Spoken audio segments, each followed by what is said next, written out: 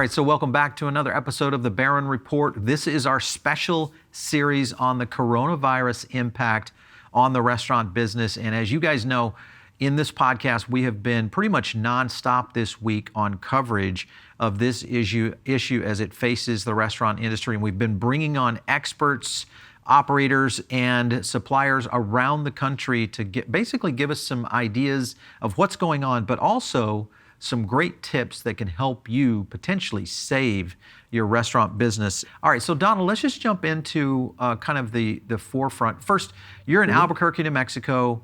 Yes. What is kind of your state? I always try to bring people's condition in the market. What's your condition in the market right there in Albuquerque right now? So we just had our first kind of reported cases of coronavirus just this last couple days. So it just hit home here in New Mexico, but already, that fear factor is already taken a hold of a lot of restaurants, are already down quite a bit. We're already seeing a drop in traffic. We're seeing, I notice it when I'm out and about, less people out. It's slowly mounting to grow here. And for a state that is very low on the case count right now versus someone like Seattle, which we're going to bring in some clips here in a bit that I want you to listen to. But I think the scenario overall, when we look at it, because we're obviously tracking this city by city now, in terms of visits and restaurant closures, we'll show a map up here in a bit. But the framework is really it's fear is mounting in the public, and it's the thing that I've always referenced is that the consumers are going to make the decision here on who stays in business and who doesn't, unless your restaurant operators start to take drastic measures on either coming up with creative ways to keep their business in line. Let's go into some of them. First question I have for you is, what kind of communication should you be doing with guests right now to them? Just, kind of like what's happening in Seattle. Yeah, definitely you want to be communicating. The worst thing you can do is sit on the sidelines and not say anything.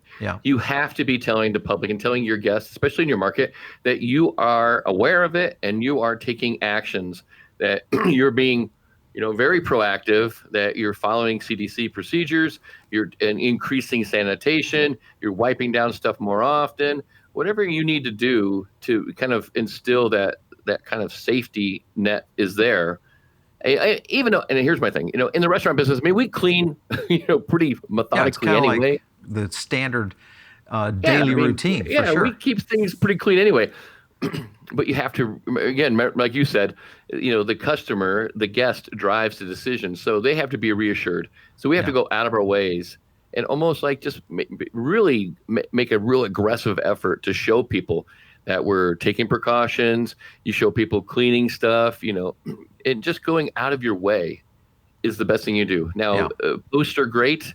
If you can shoot videos, I think video is the number one way you can communicate your message and really be authentic to people. If you can get on camera, if you're comfortable talking to a camera like this and just saying, hey, I know we're very well aware of this, but we're all in this together. And there's a lot of things we can do to make sure we're, nipping this in the butt and trying to stay ahead of it. And, but you need to be proactive. You need to do something. You just can't sit on the sidelines. Yeah, and I think you're right, because that starts to connect a person, with that business. One thing that I've noticed is that with video, it definitely could give you kind of that personal approach toward your guest. And I think sometimes if you put a face with it, it's like, oh yeah, that's the guy that runs the sandwich shop down the street. Okay, I need to go in and help him out. It's one of those things where I'm going to go out and eat some, so maybe I put my time and effort into the handful of operators that are trying to do this right. Donald, I want you to listen to or watch a clip here that is coming in from Ohio. And essentially this came from some of the health and medical community there in Ohio. Listen to this, because this kind of sets the framework of what we could be dealing with on a national level here in the U.S. We'll go to clip. Of community spread says that at least 1%, at the very least 1% of our population is carrying this virus in Ohio today.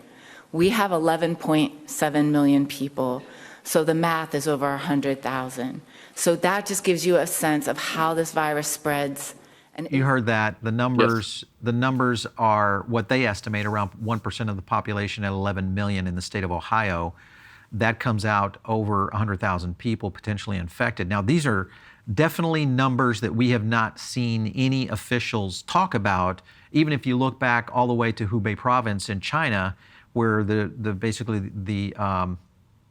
Chinese were saying essentially they had about 100,000 in total. Now, granted, how many were infected versus how many they had confirmed cases were that's where the loosey-goosey number is. And I think that's where the fear is coming from, I believe. Yes. I mean, if you look at that number, this is inciting so much fear in our society. And I feel like this is just so much overdone, Yes. into the industry. Anything that restaurant operators could do, in your opinion, that could say, hey, we need to kind of, get people to relax a bit here? Well, again, and one of the things, panic and hysteria is what drives the media. Yeah. And you have to understand that, and you understand that those kind of statistics and those kind of figures and high mortality rates, those are what drive people to tune in.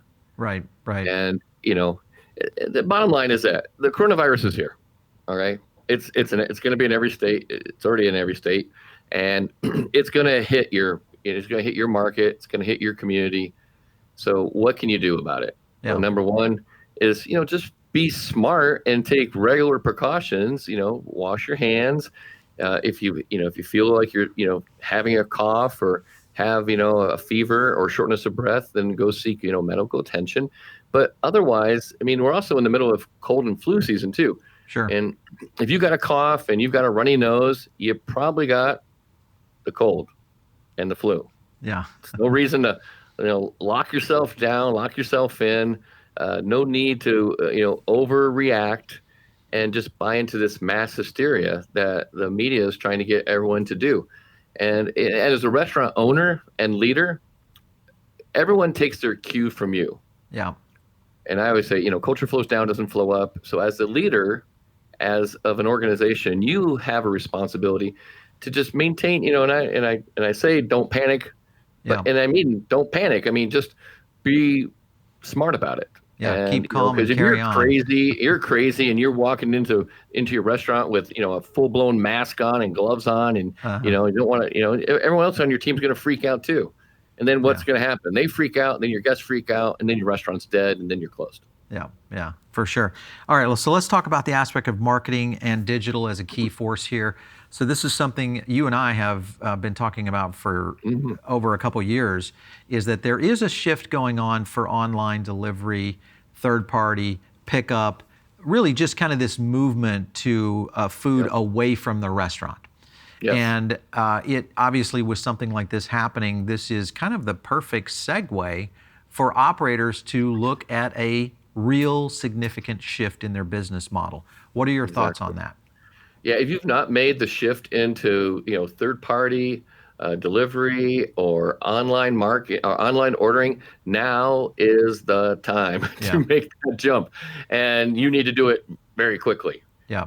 Most POS systems are set up for it. If you're behind, you need to get on top of this. I always tell all my clients, move this to the top of the priority list. If you're not on it, you need to get on it. And here's the thing, third-party delivering services like Grubhub just announced today that they're going to start foregoing their commissions, which is a great move. Yeah. I mean, I hope it lasts. I hope we get a little more reasonable. One of the things, and you and I have talked about this a lot in the past, is that the commission fees really make it a really unsustainable model long-term for restaurants. Sure.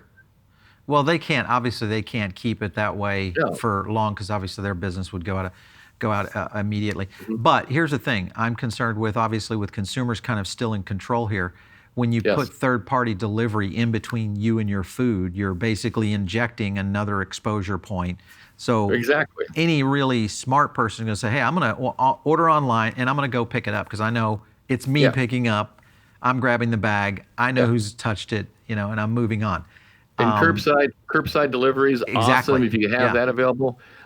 What I have a lot of people doing too is building. I mean, going to like IKEA or someplace, buying like a cubicle, little boxes, and make your own little kind of like food boxes. Delivery system. So you can put it by the front door, and you can put the food in there. And when people order online, they pay for it. You can text them that your food's going to be in box number 3. They walk in, grab the food, don't have to talk to anybody, don't have to touch anything, and they leave.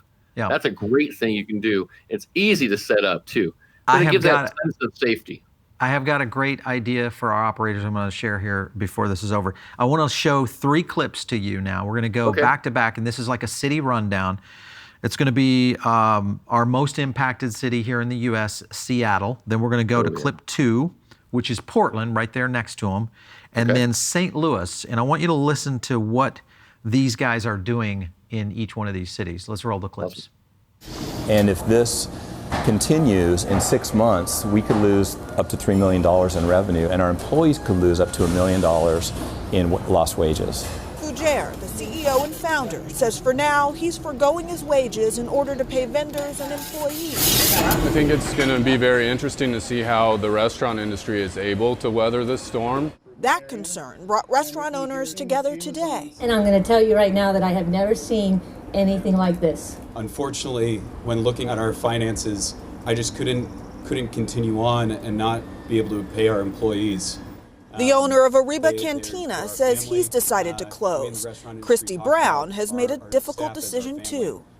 Just left a meeting from my staff that we had to lay off on Monday because as of Saturday, we had lost over $50,000 in revenue for 1 month. Itala on Northwest 23rd Street any night of the week, and it's likely you won't see many empty tables. You just like pop in your mouth, bite down, and then it just kind of, the goo just goes over. And if you want to enjoy some of the paella or some cocktails and tapas on the weekend, then we're told you better call ahead for a reservation or expect to wait. But Itala's owner and head chef, Jose Chesa, says that has changed this week. The restaurant has seen a drastic decline in customers. Chesa said his staff started noticing it earlier in the week after Governor Brown declared a state of emergency due to the spread of COVID-19. It's noticeable, like people trying to be really cautious. When people don't show up to eat, it means the restaurant is forced to send some of the wait staff and chefs home early, meaning fewer tips. It's hard.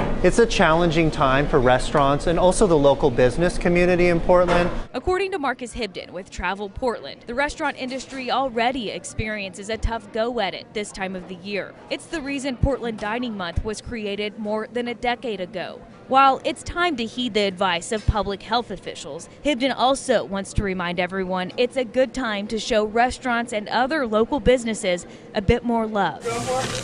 At Herbie's in Clayton, they report a big dip in bookings. This week, we've seen a 30 to 40% dip in sales. And, from booking standpoint, we've seen most of our corporate, so I would say 80% of our corporate are gone. To counteract the changing clientele, a new service. The most important things for us to do is remain fluid. And so what we did institute at all 3 restaurants is curbside pickup. And so today is our first day launching that. Owner Aaron Teitelbaum says they're sending a letter to staff outlining the changes and letting them know a game plan for the foreseeable future. It's uncharted waters and it's unique waters, so we're really working hard to figure this out. All right, so Donald, so you saw really kind of Seattle's situation is pretty dire. We've got closings happening at a pretty rapid rate.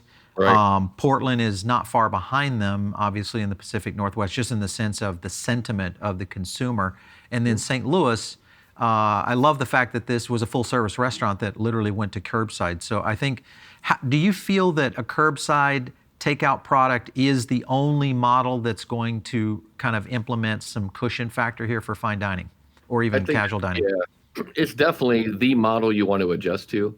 And in that clip, the one owner mentioned a word that really, I think, nails it. You got to be fluid. Yeah. You have to be adaptable. You have to, I know the way you've been doing business has been the same for years and years, but right. Again, this is a great opportunity. I look at this thing as an opportunity to adjust to your market demands. Yeah, yeah. Here's the thing. Even when the coronavirus is gone, we're setting up people to start eating differently. And you and I have talked about this. Yep. Consumer patterns are changing. People want to eat at home. They want to stream Netflix. They don't want to go out. They want to have the convenience of grabbing something, going home. You're going to see this trend. And that's why, and I know we've talked about it too. is that, that restaurant of the future is going to be smaller, more containable, and include this kind of model set up. Yeah. So obviously online ordering, digital is really going to kind of transition. The easier you can make it for a guest, or I shouldn't say a guest, a customer, to be able to get to your product and things of that nature. What do you think about this idea, though? Because this is something that me and my advisors and some operators that I work with around the country had talked about. And one fast casual concept that I'm working with is looking at taking their, so imagine this. They have a front dining area where they have a pretty good front glass area. And they're essentially going to replace their front glass with a two-way system for pickup.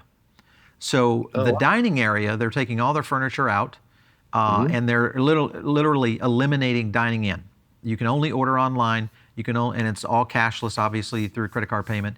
And essentially, their staff is using the dining area as a prep station. It becomes the expediter. And that's where all the bagging is going on, so orders are coming in. And essentially, they're using a wall of cubicle-style systems for external pickups, all alphabetized by last name. What are your thoughts on that idea?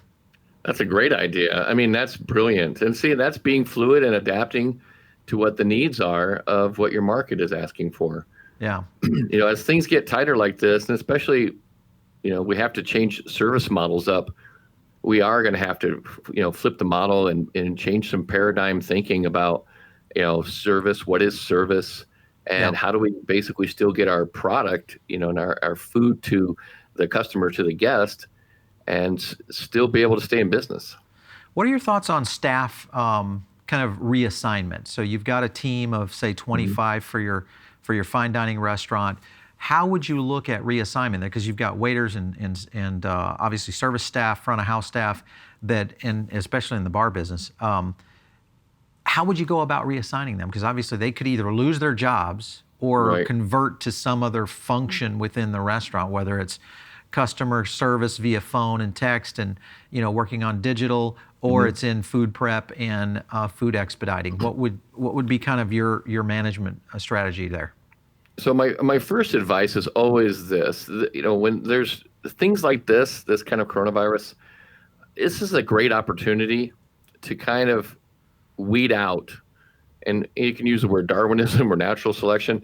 But now's the time to kind of get rid of some of those C players you have on your team. Okay. Those people that you maybe didn't want to get rid of because things were so tight. And here's the thing: the labor market's going to shift really fast. Before there was like no one available. Now there's going to be tons of people available. Right. So it's shifting from an employee market to an employer market. Interesting. Those places that are still in business and still have operations are going to be able to be a little more selective about who they pick. Right. So this is your time, a perfect time, to start weeding out a lot of those C players. Keep your A players. Make sure you're giving them hours. Make sure if you have the ability to give them some paid time off, PTO available for illnesses, that's great. And then reassigning them. Upping your marketing is the number one thing you want to do. And you could probably get a couple people to help with marketing. I think number one thing most restaurants have is they don't have a lot of time to do extra marketing. Well, if you got some extra people, you can show them how to design some posts.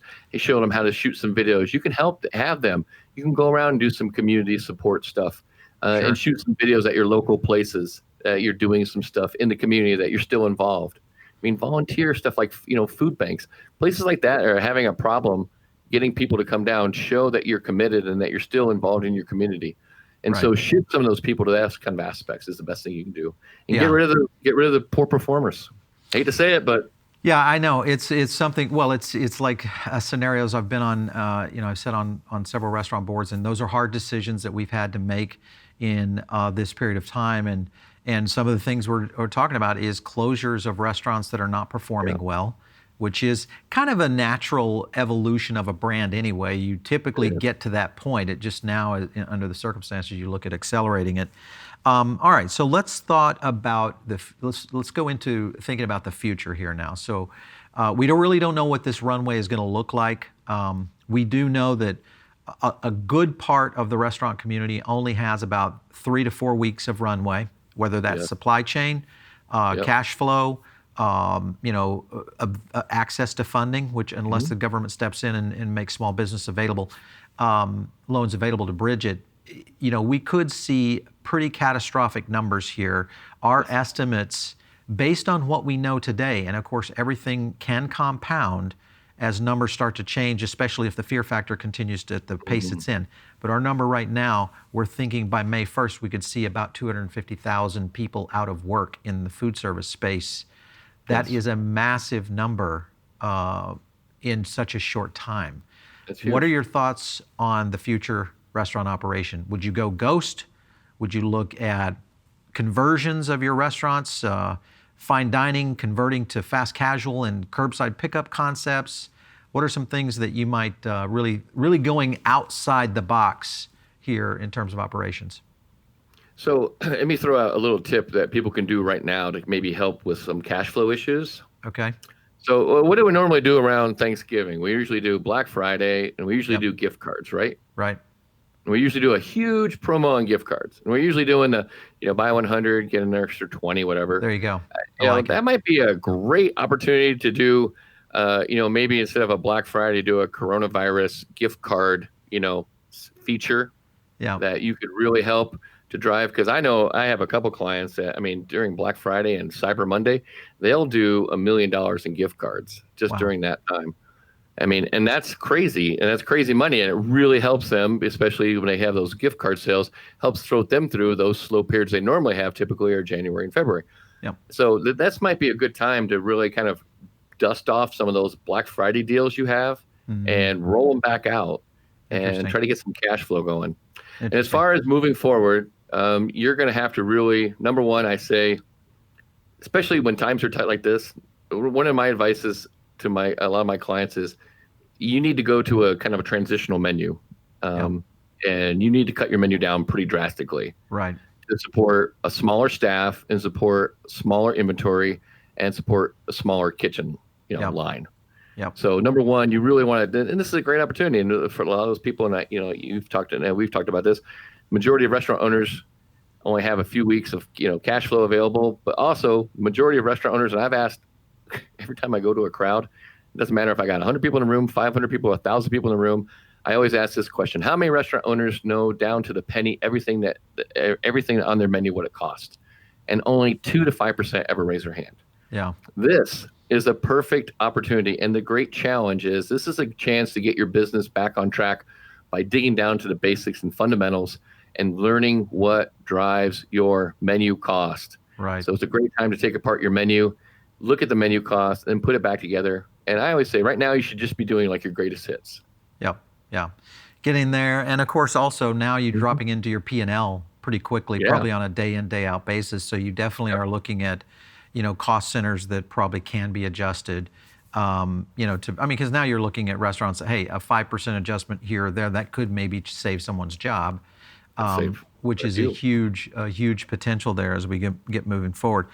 All right, well, Donald, it's been always great talking to you. I want to get you back on the show here in about 2 to 3 weeks to kind of see where we are in the state of things here on the network. And if anything hits out there, make sure and shoot us a message, because we're trying to keep our network and our committee members as close as we can, which, by the way, we've had a great sign up on the committee members, which essentially, if you guys don't know, you can just go to foodabletv.com. Right there on the top screen of foodabletv.com, go to the news section, and the second drop down is the Coronavirus Impact Center. That's where you can actually join our action committee, which is guys like Donald that are participating in sharing ideas, sharing concepts, and just giving yourself open communication to the industry so others might be able to learn. So thanks again for stopping in today, Donald. It's been great having you. Thank you, Paul. Always a pleasure. Thank you.